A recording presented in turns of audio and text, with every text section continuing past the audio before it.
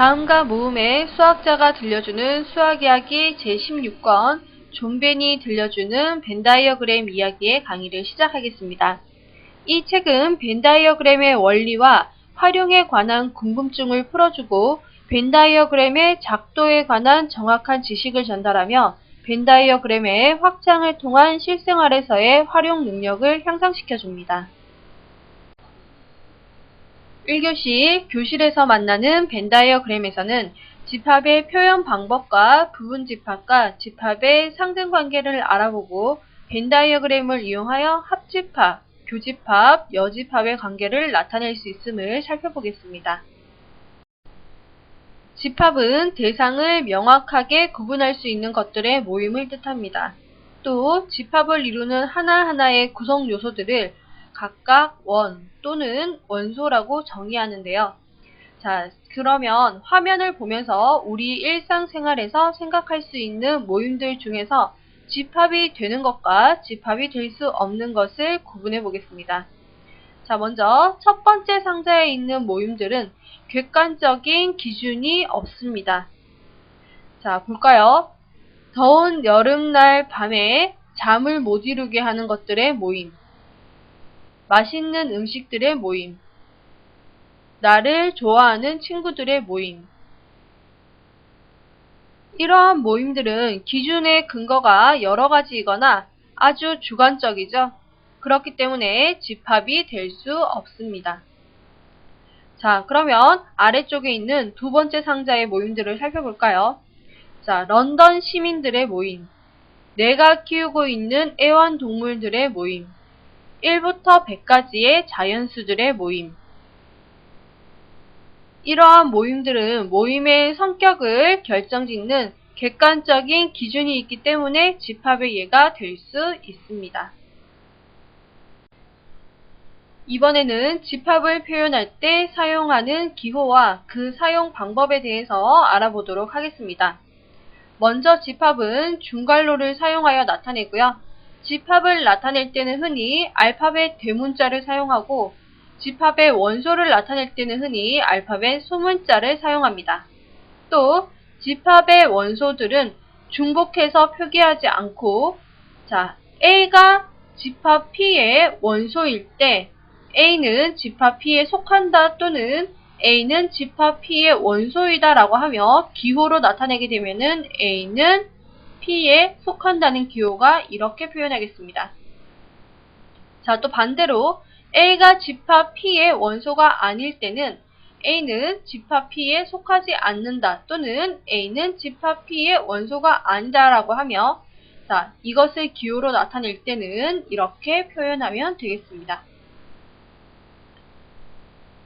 자, 그러면 이러한 집합을 표현하는 방법에는 두 가지가 있는데요. 첫 번째, 집합을 이루는 원소를 중괄호를 이용하여 모두 표시하는 방식인 원소 나열법이 있고요. 또 집합의 원소를 결정할 수 있는 명확한 조건을 사용하여 집합을 표현하는 방식인 조건제시법이 있습니다. 자, 예를 들어 볼까요? 10 이하의 자연수의 모임을 10 이하의 자연수의 모임이 있습니다. 자, 이 모임을 두 가지 방법으로 한번 표현해 볼게요. 자, 먼저 원소 나열법으로 표현하게 되면 어떻게 되느냐? 자, 원소 나열법 표현 방법을 한번 해볼까요? 자, 집합은 지금 중괄호 안에 묶어야 되죠? 자, 이 10 이하의 자연수의 모임을 집합 C라고 할 때 C는 자, 일단 중괄호를 열고요. 이 중괄호 안에 이 성질을 만족하는 원소들을 각각 써주면 되겠습니다. 즉 1, 2, 3, 4, 5, 6, 7, 8, 9, 10. 자, 이렇게 원소들을 모두 나열한 다음에 괄호를 닫아주시면 되겠죠. 자, 이번에는 똑같은 10 이하의 자연수의 모임을 조건제시법으로 표현해 보도록 하겠습니다. 자, C는 어떻게 표현하면 되느냐? 모임의 성질을 나타내야 되기 때문에 자, 중괄호 열고요. x바 x는, 자, x는 C의 집합의 원소가 되겠죠. 자, 이 x는, 이 원소는 어떤 성질을 갖고 있느냐? 10 이하의 자연수이다. 자, 이렇게 모임의 성질을 적고 나서 중괄호를 닫아주시면 되겠습니다. 위에서 표현한 방법이 원소 나열법이고요. 자, 방금 이렇게 모임의 성질을 제시해주는 방법이 조건 제시법이 되겠습니다. 자, 그러면 두 가지 방법의 장단점이 있는데요. 먼저 원소 나열법의 표기는 집합의 원소를 한눈에 알아볼 수 있다는 장점이 있고요. 조건 제시법의 표기는 집합을 이루는 모든 원소들을 일일이 나열할 필요가 없다는 장점이 있습니다. 모든 집합은 집합을 이루는 원소의 개수에 따라서 유한집합, 무한집합, 공집합 이렇게 세 가지로 나누어서 생각해 볼 수 있습니다. 자, 예를 들어서 조건 제시법으로 집합 A를 표현하였는데 집합 A의 원소인 X는 0보다 크거나 같고 10보다 작은 자연수라고 제시가 되어 있네요. 자, 이 조건 제시법을 원소 나열법으로 표현하면 어떻게 되느냐? 자, 0 이상이고 10 미만인 자연수, 즉 1부터 9까지를 괄호 안에 적어주시면 되겠죠. 자, 이 원소 나열법을 보니까 A집합의 원소의 개수가 9개라는 사실을 알 수가 있는데요. 이와 같이 원소의 개수가 정해진 집합을 우리는 유한집합이라고 합니다. 이번에는 집합 B를 살펴볼까요? 자, 집합 B는 자, 조건제시법으로 나열했을 때 집합 B의 원소 X의 성질은 자연수래요. 자, 우리가 알고 있는 자연수를 적어보겠습니다. 자, 원소 나열법으로 표현을 했더니 집합 B는 1, 2, 3, 4, 5, 6 해가지고 끝까지 하는데 자연수의 끝이 어딘지는 알 수가 없죠. 끝없이 많죠. 따라서 이 집합 B와 같이 원소의 개수가 끝없이 무한한 집합을 우리는 무한집합이라고 합니다. 마지막으로 집합 C를 살펴보도록 하겠습니다. 자, 집합 C는 어떤 성질을 갖고 있느냐? 집합 C의 원소 X는 1보다 작은 자연수래요. 자, 가장 작은 자연수가 1이죠? 자, 그러면 1보다 작은 자연수는 있을 수가 없겠네요. 따라서 이것을 원소 나열법으로 표현하게 되면 어떻게 되느냐?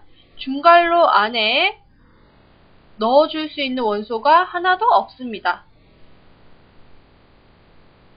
이와 같이 원소가 하나도 없는 집합을 공집합이라고 하고요. 표현 방법은 자, 이렇게 중괄호 안에 아무 원소도 없듯이 이런 방법으로 표현을 해도 되고요. 또는 이 방법으로 공집합을 표현할 수가 있습니다.